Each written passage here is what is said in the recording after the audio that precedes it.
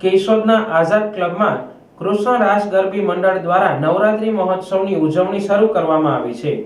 નવરાત્રીના ત્રીજા નોરતે ગરબીની શરૂઆત થાય તે પહેલા નાની નાની બાળાઓએ માતાજીની આરતી ઉતારી હતી। ત્યારબાદ જુદા જુદા વિભાગમાં બાળાઓએ રાસ ગરબામાં ભાગ લઈ માતાજીની આરાધના કરી હતી। આ ગરબી શરૂ થઈ તેને 50 વર્ષ જેવો સમય થઈ ગયો છે। આથી સુતારવાવ ગરબી અને તાલુકા પંચાયતમાં યોજાતી આ બંને ગરબીઓ પ્રાચીન માનવામાં આવી રહી છે। તાલુકા પંચાયતમાં યોજાતી કૃષ્ણ રાસ ગરબી મંડળમાં પરંપરાગત રીતે પ્રાચીન ગરબાઓનું ગાયન અને વાદન કરવામાં આવે છે, જેના તાલે નાની બાળાઓ ગરબા લઈ ઉત્સાહભેર નવરાત્રીની ઉજવણીમાં ભાગ લે છે। તાલુકા પંચાયતમાં યોજાતી આ ગરબીનું મોટા ભાગનું સંચાલન હોમગાર્ડ યુનિટના સભ્યો કરી રહ્યા છે।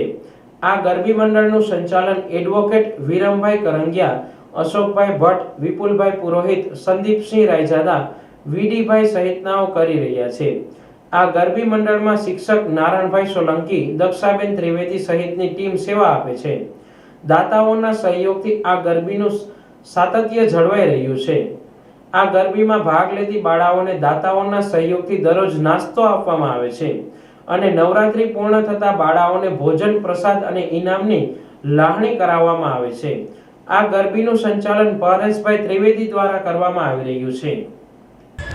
કૃષ્ણ રાસ ગરબી મંડળ હોમગાર્ડ કચેરીના મેદાનમાં છેલ્લા 50 વર્ષથી પરંપરાગત રીતે માતાજીની આરાધના કરે છે।